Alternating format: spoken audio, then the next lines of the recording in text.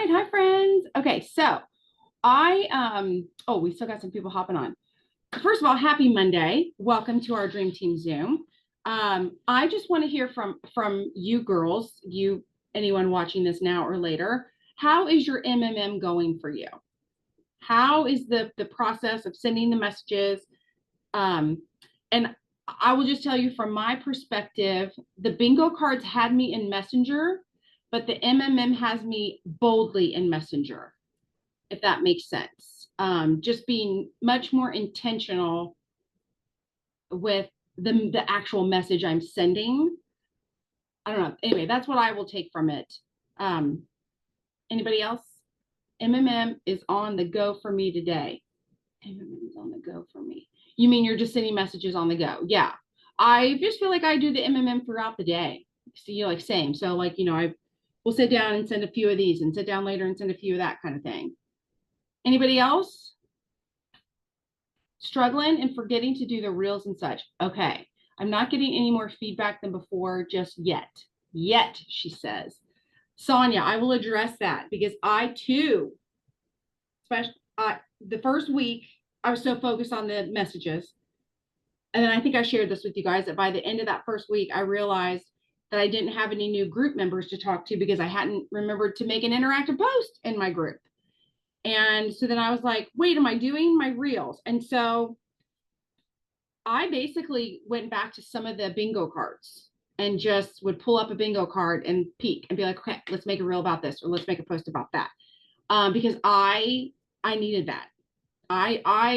So, and here's the thing, like the reason I keep asking you guys how it's going is because this is just trial and error, right? We just whipped this up a couple weeks ago.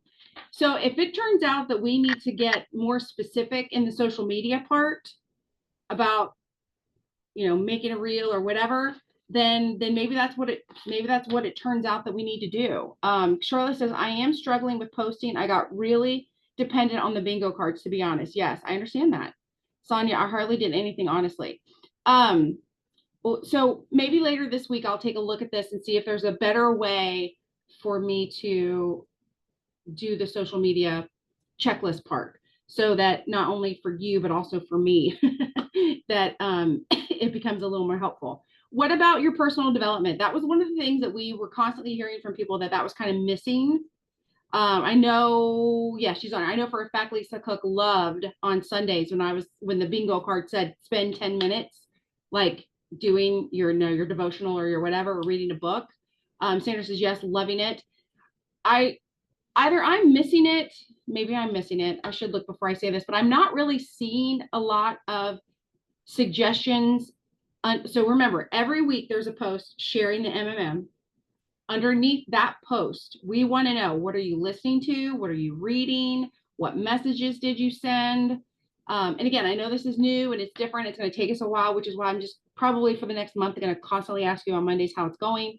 Charlotte said, I do good with PD.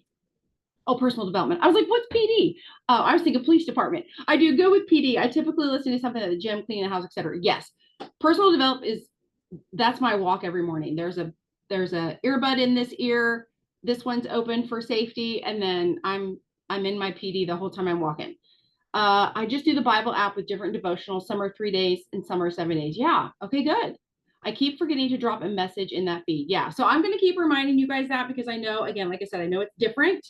But here's the thing. If you listen to something for your personal development and you're like, that's okay, you don't have to share that. But if you listen to something, you're like, that is good, or that's something that everyone could benefit from, or, whatever, then obviously pop that in there for us. And Sonia, I wouldn't say that you just do the Bible app. Like if that is your version of personal development, then I think that's okay. But if you've been doing the Bible app for a really long time now, and that's kind of part of your routine, I would challenge you to add in some kind of business development then, like maybe listening to a podcast or something on your way home from work about, closing a sale, or communicating through Messenger. I don't know, I'm making stuff up, but you know what I mean? Like some sort of business related thing, just so you don't feel like I'm just doing the Bible app. You're like, I'm doing the Bible app, which I've done for years and I love it, but now I'm doing XYZ. Lindsay said, for me, I was so focused on the perfect post, reel. So MMM is having me do more work behind the scenes. So I needed this. Sandra says, Bob Heilig is my jam. Yes. And it's funny that you say that, Lindsay, because what we're going to share today has a lot to do with what you just said about being focused on the perfect post and the reel. Anybody have anything, excuse me, else, any challenges with the MMM that you're experiencing? Any aha moments with the MMM? Anything you just want to add? I just want to give us time as a team here to chitty chat away about our MMM. Because it is broad, and I think that's why some of us are like, okay, we got to go back to the bingo cards a little bit to kind of remind our brains of some of more of the specific things and posts and so forth in order to get that continuity going. And since it is broad, it does give a lot of leeway, but at the same time, all of a sudden it's kind of like, oh gosh, what am I going to post? Yeah. Charlotte says, I'm still struggling with insecurity about just sending the message. Oh, that'll play in really well with what we're going to talk about today too. So, well, I mean, and I don't mean to be like, haha, giggle. I just mean like, that's perfect for our topic, but also same, like I struggle. And actually I was just talking with Lindsay this morning. If I go to send a message and it feels ooey, I don't send it. Like, I don't send it. I will rewrite it until it's not ooey, or I will just realize that I'm not yet in a spot in my relationship with that person to send that particular message, if that makes sense. So like if you were to read a script and it was like, hey girl, we talked about this for months. It's time to get you thriving. What's holding you back? And I don't feel like I'm on that level with that person. I'm not going to send that, because to me, then that's ooey. But there are some people I'm on the level with where I'm like, listen, girl, we have talked nonstop. Like, now's the time. So again, if you're struggling with feeling insecure about the message, ask yourself, is it because I'm sending something before it's really time? You know, like I think years ago we would talk about how, you know, like just jumping into Messenger and sending a really bold message to a total stranger is kind of like just walking up to a stranger at a party and just kissing, like laying one on them. Like, you don't know them yet. It's weird. It's awkward. Like, you need to date. You need to flirt a little, right? So if you're feeling icky or you're feeling really worried, ask yourself why. Now, if you're like, I do know them well, I don't know why, blah, blah, then that's going to kind of talk into, I'm still scared of the no. Oh, okay. Well, we're going to talk about that. Okay. Sonia says same. Okay. Well, that's good. That's good. Lisa says, I'm trying to figure out my system. I have pulled out my bingo cards. That defeating feeling, that defeating feeling is very powerful. Yes, it is very powerful. You're correct. And we're going to actually talk a little bit about this today, which is so good that you guys are sharing this stuff. So like I said, I think every Monday, at least for a while, until we get, do you guys remember when the bingo cards came out? It was like, holy crap. It was overwhelming. It was hard. What do we do? Blah, blah, blah. And then they went away. Now everyone's like, oh my God, what do I do without my bingo card? So we will eventually get that way with the MMM. But while we're ironing this out, I do want to hear from you. I do want your feedback. Because like I said, that document that we shared is just a little something we whipped up on Canva. It's got no real scientific evidence behind it at all. But the more feedback you give us, the more we can make that productive. So I definitely feel like getting a bit more specific on social media will help you. And then we are going to talk today about something that I got from my personal development this morning that I think is really, really important. So I want you guys to know I am listening to the book called Ego is the Enemy by Ryan Holiday. And you guys have heard me talk about ego before because I've listened to several podcasts about the ego before and shared with you. And Ryan Holiday is an author that I have listened to. He has a book called The Obstacle is the Way. And I've listened to that and I really enjoyed that book.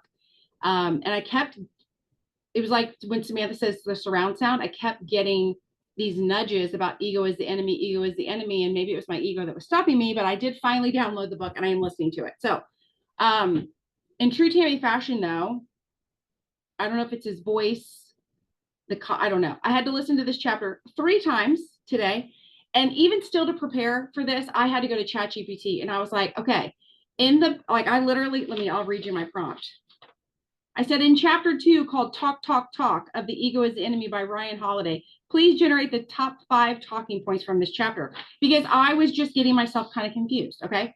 So I'm going to start with you. I'm going to start giving you the definition of ego as based by Ryan Holiday, the author of this book. So you will hear some different things about ego here and there. Some of this I agree with, and some of this I'm not so sure about, but this is his definition. And the reason I want you to understand this is so when we get into these talking points, it makes more sense to you.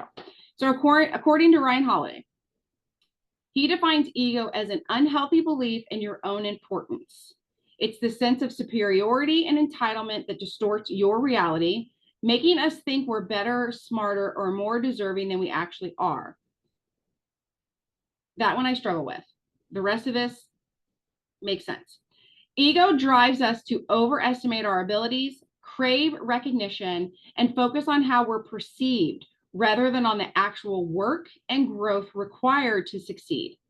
He argues that ego is a barrier to personal and professional development, leading to arrogance, complacency, and ultimately failure. So I have always looked, when I was younger, I looked at ego. I think I've shared this with you guys before, like when you were in school and people had like, you know, the, I don't know, let's say the head cheerleader had the biggest ego, right? Everyone thought she was so egotistical because she thought she was so pretty, or she thought this, when in reality, that was the person's perception, not the cheerleader's perception, but the person looking at her, that was their perception. That was their ego. Like, she thinks she's prettier than me. Well, you have no idea what somebody else thinks. That's your ego talking to you, right? That's your ego trying to put someone down, self-conscious, like trying to, or subconsciously putting someone down to make yourself feel better, which is the flip of what most people think when they are talking about ego, right? Like most people think, oh, he thinks he's so great, or she thinks she's so great. But really what happens with humans love to be right. And I agree with this. Humans love to be right. So much so that our brains will alter our perception to make us right. Right? Have you ever argued with somebody and they're just dead set that they are right, and you know they're wrong, but they truly honestly believe XYZ, whatever they're saying or seeing or hearing, that they're right, and they dig their heels in, versus someone that would stop themselves and actually listen to what you're trying to say to see both sides of something before they made a determination, right? Some of this comes with maturity. Some of this just comes with personality. But in the end, whether you want to accept it or not, my man child does this all the damn time and I want to slap him. Yes. All the man children. Ego drives you, and ego can drive you in a good way. You just have to learn how to wrangle your ego. And so where I see ego play out in our business more than not is the need to be recognized, the need to feel that what you're doing is important. Or as Lindsay said earlier, she struggled so much trying to make the perfect reel or the perfect post. That's the ego taking over. Instead of being like, I need to share a reel today, I need to share a post today. No, I need to share the perfect reel. How am I going to share the perfect reel that's going to bring all these people to me, that's going to make my business successful, right? That's where your ego comes in and it starts to distort things for us, because all of a sudden our reels, and I'm just using this one example, our reels become the most important part of our business, when in reality, it's not. Most important part of your business are customer orders, right? But our ego will get wrapped around that. Anytime you have ever seen another thriver doing well and you've gone to their page to see what they're doing, right? Have you ever seen somebody on a leaderboard, or maybe you saw somebody speak on stage or on a Zoom or something, and you're like, well, if they're so great, what are they doing? And you go to their page and you can't find anything that they're doing that stands out to you that would make their business successful, right? Like you're not seeing the actual activity, right? Because they're not blasting it on social media. They're not doing anything special, but somehow in the dark, behind the scenes, they must be doing something, right? So this is where I'm going to kind of dive into the book now. And again, this is just chapter 2. This is not the book by any means. This is just chapter 2. I like the iceberg, where so Sandra says she likes the iceberg graphic. So in other words, where like if this is the land and you kind of see the iceberg, like you think it's so big, but in reality, that's what wrecks ships, is that they just see this little island of ice floating, but really underneath it's this huge iceberg. So yeah, there's a lot more going on that we maybe don't recognize or see. And it's just a matter of us taking the time to realize that. So what he says, so the five points that we're going to talk about. Oh, yes, I used to worry about the perfect reel. This is Charlotte talking. Now I post smart ass funny content and I get so much more engagement because you're being yourself, right? I think like if somebody says, describe Charlotte, she's a funny smart ass. And you just said funny smart ass, right? Like, and I love that about you. So I think that makes a really big difference. Not trying to be perfect, just trying to be who you are. So in the book, in chapter 2, he focuses a lot on excessive talking and self-promotion and how it can actually hinder your real progress. And I'm going to try my best to give you examples of like what it might look like in your day-to-day life as a Thrive promoter. So basically the chapter is called Talk, Talk, Talk. And he's talking about action over talking. To know me is to love me. Yeah. We all know people that talk a lot, but then don't do much. Right? We just do. We know people who are bragging all the time, or they're talking all the time about how busy they are, or they're talking all the time about how they're working on this or working on that, or they did this or they did that, but you don't see their business change. Right? So that's a person who is taking talk over action. So he emphasizes that talking about your ambitions and plans can create a false sense of accomplishment, but real success comes from action, not just words. Or who talks a lot but literally say nothing. Girl, yeah, that's a whole other topic. And I will tell you, when I was listening to this chapter on my walk today, part of this I struggled with because I do very much believe in visualization, manifestation, whatever you want to call it. But he brings up a really good point that sometimes if we talk too much about our vision, we actually can start separating ourselves from it. And the fact that we start to think it's really happened without the action needed to get there. It's kind of hoodoo voodoo, but anyway, it makes sense. There's also the trap of self-promotion. So he warns against the dangers of self-promotion, noting that ego-driven boasting often leads to overestimating one's ability and underestimating the hard work that is needed to achieve goals. So this one to me goes back to the person who's trying to get that one perfect post, or that one reel that goes viral, and people get focused on that, which if you think about it, the perfect post or the viral reel, when you say those things, you're talking about how many views or shares or likes or comments you got, right? Again, what's the most important thing in our business? Not views, shares, comments, or likes. The most important thing is a customer order, right? Getting people on Thrive. Jason Camper says all the time, GPOT, GPOT, GPOT. You can get more GPOT from a post that maybe gets 2 comments and 4 likes, but they're legitimate, versus a reel that goes viral that gets 8,332 comments and no one's going to order from you, though, right? So it's the difference. So you've got to remember, like, self-promotion versus the activity of getting an order. This is one I struggle with. Silence as a strategy. Holiday suggests that silence and restraint can be more powerful than constantly talking. It allows for focus on the work rather than the distractions of external validation. Samson's going viral is my fear. It would be way too overwhelming. Very much so. I agree. It's very overwhelming. And it takes you out of what is actually productive for what we get paid for. If you are a TikTok influencer and that's how you're making all your money and that's how you're making your mortgage payment, girl, go for it. But I know I'm talking to promoters with Lavelle. We use social media to help build our business. We don't make our business social media. There's a big difference there. But so silence is a strategy. So in other words, he was talking about, again, kind of going back to the people that talk a lot, but also spending so much time talking about your goals or spending so much time talking about your future that you're not actually working on your goals in your future.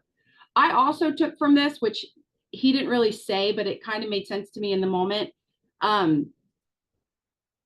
We have a safe space in which we can say things like, I want to be 200K, or the reason I want to go 200K is because I want to retire my husband and I want to put this kid through college, or I want to start a nonprofit for XYZ. Like, we have that safe space and we can say those things. But then if you go outside of this safe space and you say those things again, you're going to get some kickback from people who think it's a dumb idea, some eye rolls from people who think you can't do it, probably some even comments, well, why would you waste your time doing that? Or what makes you think you can do that with your life, right? The more you talk about it and the more you spread it, you can actually, again, not take yourself out of it in that realm, but you can allow people to take you out of it. I know for a fact there are people on here who have had dreams and goals and they've shared them with 10 too many people, and 7 of them behooed them or made fun of them or whatever, and they pulled back from their goal. They stopped working for that goal because they had that doubt put in your mind.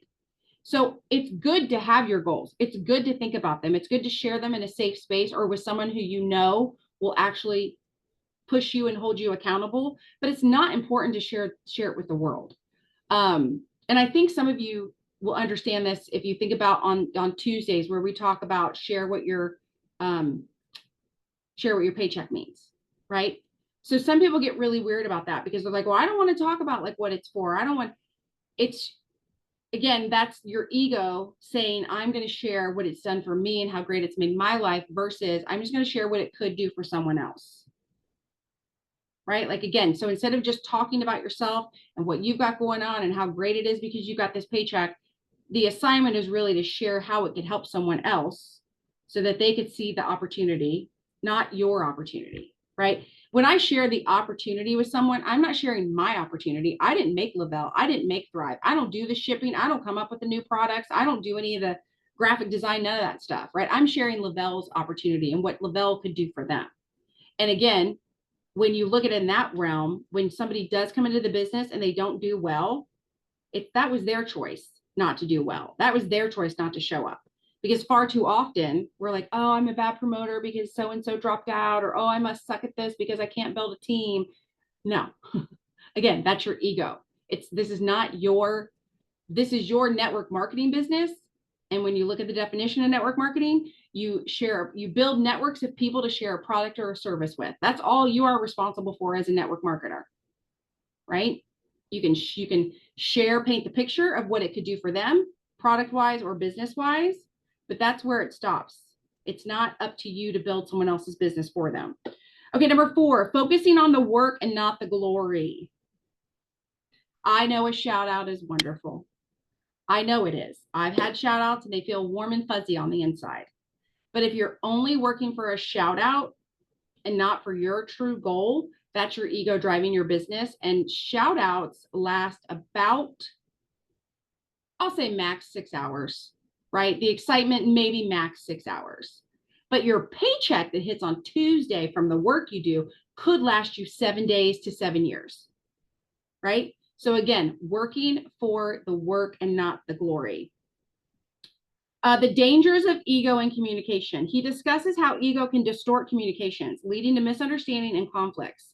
When you keep your ego in check, it helps maintain clarity and effectiveness in interactions. You guys, straight up, you all know when you're talking to somebody and they're just bragging. You just zone them out, right?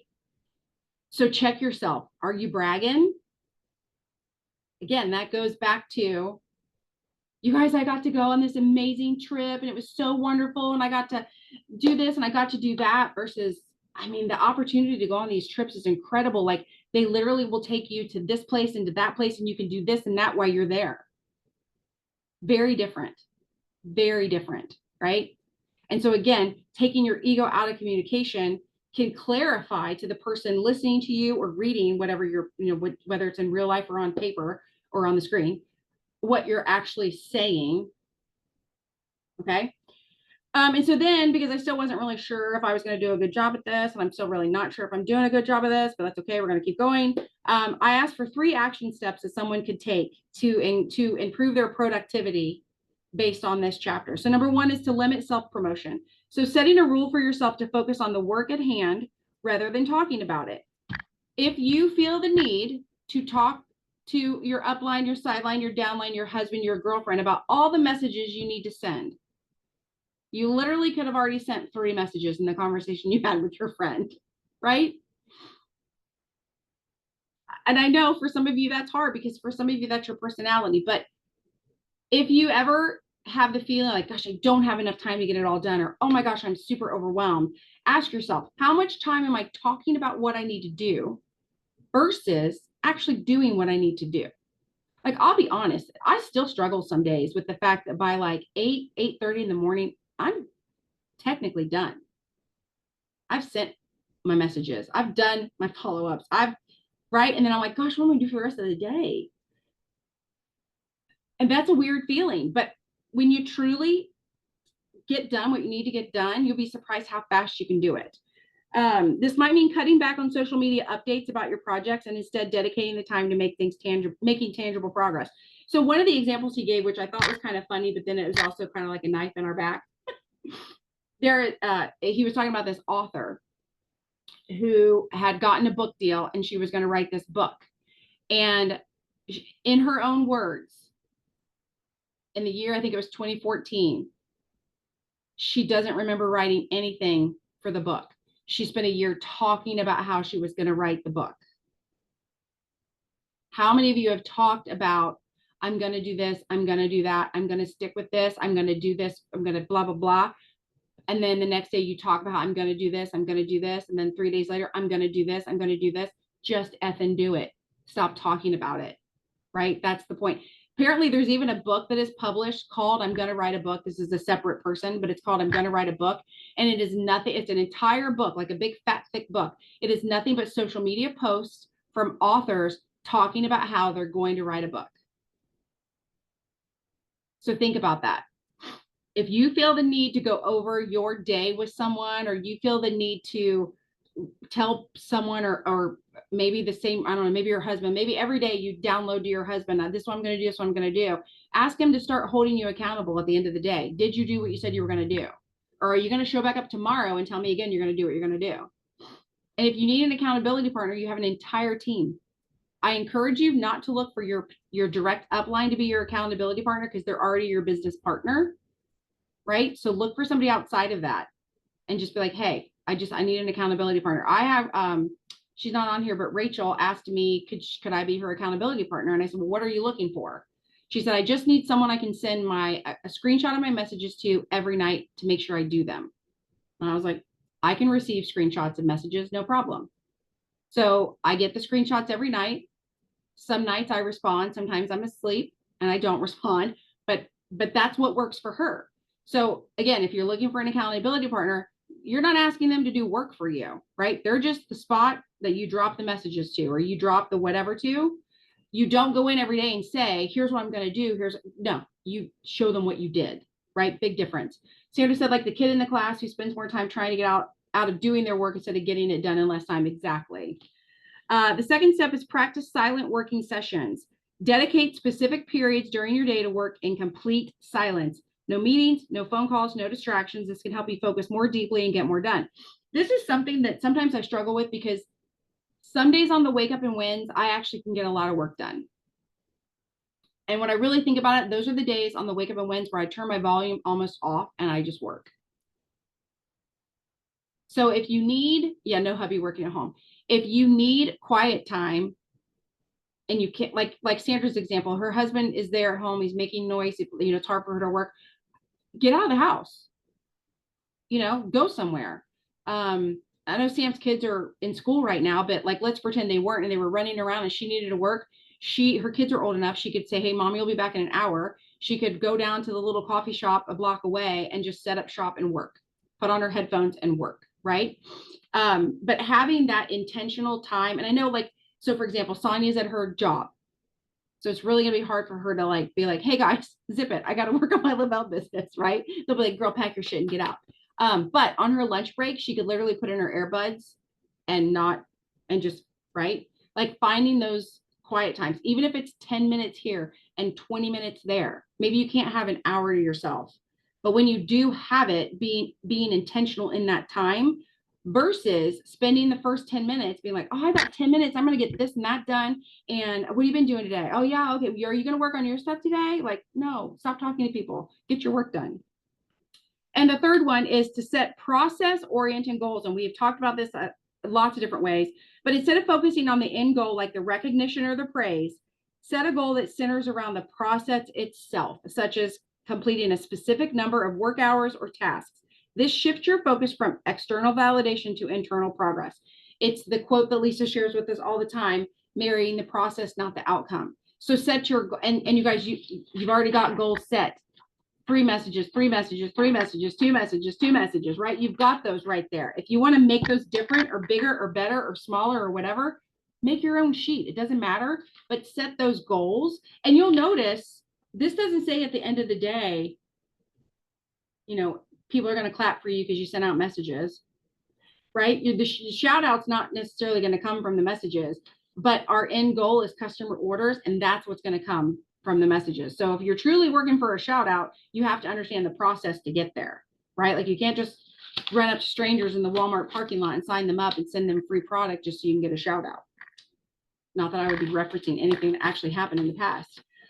So like I said, this is just chapter 2. I know I covered a lot, but I think it's important because I know that there are a lot of people on the team who you've maybe never worked for yourself. Maybe you have, and I don't mean this as a put down by any means. To me, there's 2 mindsets. There's the employee mindset, and then there's the entrepreneur mindset. And if you have been an employee your whole life, you've got an employee mindset. The name of the book is called The Ego is the Enemy, and it's by Ryan Holiday.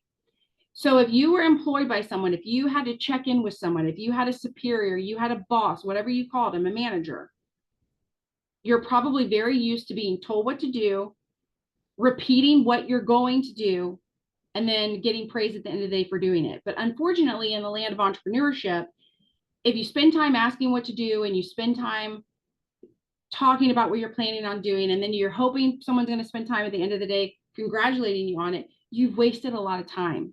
The beauty to me of this particular business and entrepreneurship in general is that you can work really hard when you're able.